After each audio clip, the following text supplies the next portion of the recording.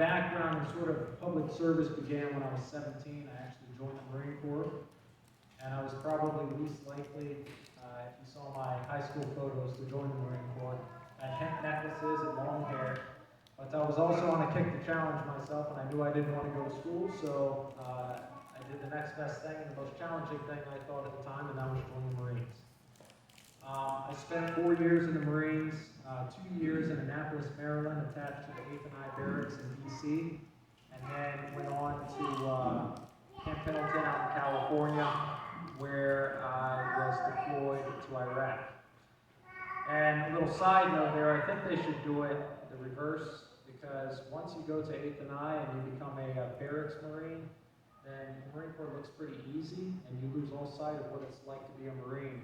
Once I got sent out to the fleet, as they call it, out at Camp Pendleton, I ended up being there as a corporal, and I was in charge of guys who had just gotten back from Afghanistan. And I had never seen a day of combat in my life.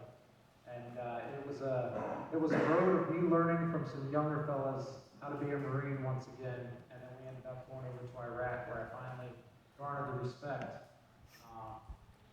And, not from seniority, from just being in the field. So after the Marine Corps, I got out, and I swore to myself I'd never have another uniform job in my life. And I looked at my resume to see what my next career path would be, and naturally the only thing I could do, since I was infantry in the Marines, was police officer. I actually applied to some of the security companies around Raleigh, and I think that they didn't want a former Marine that was in Iraq to be part of their, corporate security team, and so I kept getting rejected for all my jobs. I applied with the Raleigh Police Department. I ended up going to the academy, graduated, I think, the top 5 of my class there, and I thank the Marine Corps for that. Loved being a police officer. I wasn't a police officer very long, and if you go online, that seems to be my biggest downfall for a lot of people. I was a police officer for 3.5 years. I think that being a police officer for so little time actually sets me apart from the other people that are running for sheriff, because I'm not looking at this as a law enforcement position. Many of these guys have spent 20 years in the military, in law enforcement, and to me, it looks like this is just sort of the last rung to the ladder for them. For me, it's a little bit different. And I'll explain a little bit more about that in just a minute.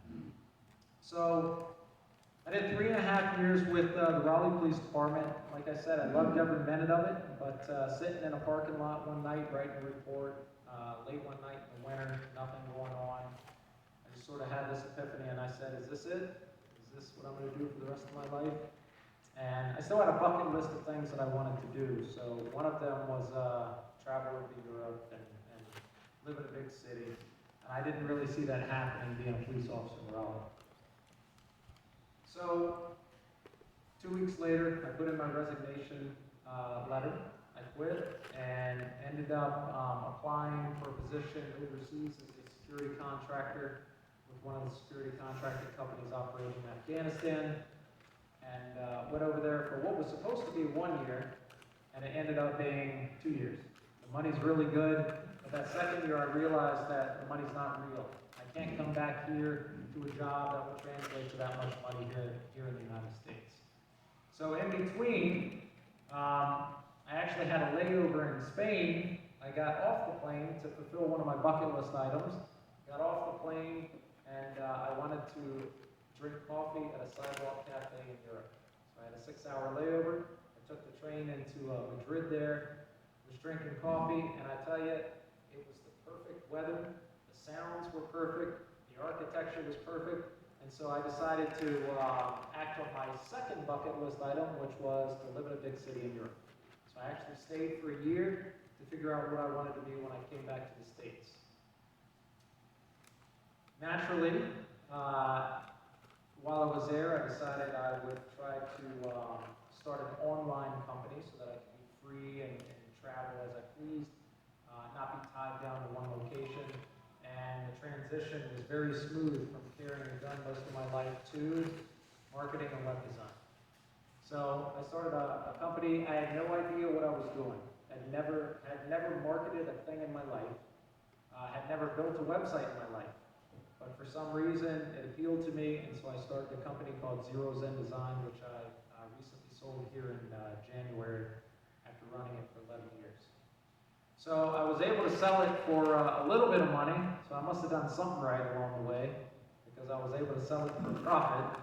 And one of the catalysts for me wanting to sell the company is, with all the turmoil that's going on in the United States right now, and a little bit closer to home right here in Buncombe County, I felt like I should be doing something, but I didn't know what.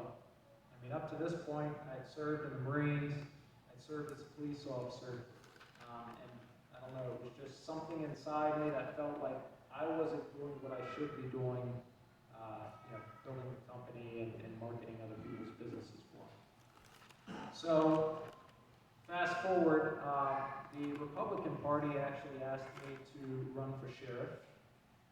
And I said, well, don't you already have somebody running for sheriff? They said, yeah, we do, but, we want to have somebody else running as well. And I said, sure, I'll run for sheriff. Now, to this point, I'll be completely honest with you. I thought, like many police officers do, like many, some of you in the room probably think as well, I thought the sheriff was just the guy that, handles all the meth heads out in the county. I had no idea that the sheriff, his title was the chief law enforcement officer of the entire county. This is something that I started figuring out, and I decided to run. So, I'm running, as I said, on the Democrat ticket, and sort of my disclaimer in all this is, I don't really believe in parties. I believe there's a right way to do things, and there's a wrong way to do things. And I think that if you swear an oath to the Constitution of North Carolina, the United States of America, that should be the thing that you answer to, not party politics. And at the end of the day, it comes down to what do the people of the county want, or depending on the position that you run for, same thing with the mayor back here, it's what do the people of Weaverville want. Not what does the Democrat Party want, not what does the Republican Party want. And that, I think, is why only having 3.5 years of law enforcement experience also helps me. Because as a law enforcement officer, you get very accustomed to doing things in a certain way. It's not necessarily the right way, right? And as a police officer, I'll tell you, there were things that I look back on now that I was told to do, or that we were instructed to do as a whole back then. Looking back on that a little bit older and wiser now, I realized that that wasn't the right way to do things. So me running now is really an attempt to do the right thing and run for the people of Buncombe County and not run for a party. Now you may ask, well then why are you running as a Democrat? And it's funny, some Republicans I've talked to, they are so party loyal that they can't understand the basic numbers. In Buncombe County right now, I think there's 76,000 registered Democrats. There are 43,000 registered Republicans. If I want a chance to win, and I want to use donation money wisely, the way I see it, when you donate to my campaign, you're investing in me. You're investing in the chance that I might win based off the things that I say, and hopefully if I get into office, I'll do the things that I said. That's why you're investing in me. But, with 43,000 to 76,000, the numbers aren't there if you're running as a Republican. That's why I'm running as a Democrat. And it's funny, my mom told me she's a Republican. She told me, oh, David, I don't want you to change who you are. As if somehow Democrats are demons. It's the funniest thing in the world. We've polarized ourselves so much over this subject. So, moving forward, after I decided to run, I was contacted by the guy who ran against Quentin Miller, the current sheriff of Buncombe County. And he just had some wise words for me. He said, hey, listen, if you want to win in this county, you need to run as a Democrat.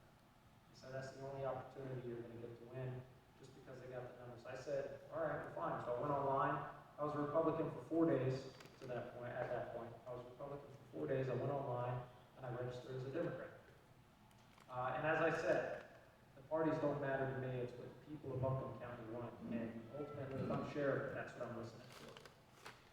So, some of the issues that I am tackling on my campaign, and some of the more prominent issues are the police reform, human rights, and accountability issues that I feel aren't just plaguing Buncombe County, but it's a problem that we're seeing countrywide. The first thing is police reform. You know, police reform, the media has made this sound like something that goes along with defund the police. Police reform isn't a bad thing. Reforming anything for the better is not a bad thing. And I'll give you a couple examples, a couple quick examples. I think, personally, that there should be a fitness standard in law enforcement. That's police reform. Most everybody that I talk to agrees with me, because if you are required to show up and do a job that is, at times, can be physically challenging, then I think it would be very wise to make sure that the people doing that job are able to do that task 100%. And what happens a lot of times is, and I've seen it, you get some officer getting out of a car that's just 50, 60, 70 pounds overweight. And you're judged by the person that you're dealing with, okay? And if you get out of the car and that person sees you as unfit, unable to keep up, unable to do your job effectively, then A, they're probably not going to respect you when you show up and start dealing with them. But B, and I've seen this all too often, it actually escalates scenarios that shouldn't have been escalated. Meaning, somebody will just take off running because they know the guy can't catch them. If you're in shape and you carry yourself well, you're doing a couple things. You're respecting the uniform that you're wearing, and you're taking the job seriously. And I could probably say that, many people in this room have seen a police officer that, look like they're wearing a trash bag for a uniform, and you ask yourself, do they actually have any pride in what they're doing? So I think fitness standards are important. The next thing, and I think this is something that could probably eliminate some of the issues that we have between the community and law enforcement right now, is de-escalation training, communications training, and then qualification programs like we see with firearms.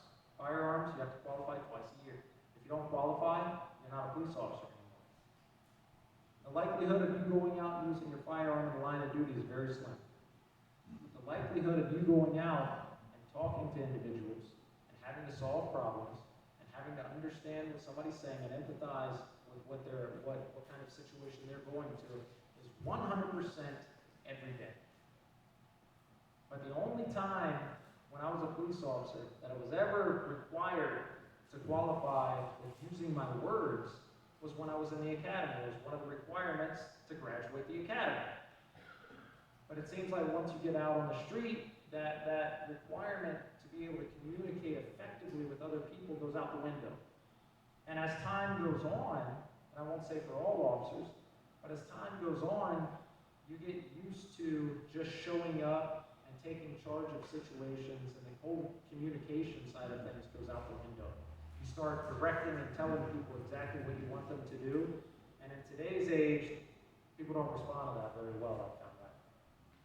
So, it would be very important for us to implement a standard of training and qualification for communication and de-escalation.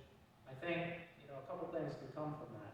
One, those officers or those deputies that just can't communicate, that are ultimately going to be a risk or a liability later down the road, they're identified before they become a risk or liability.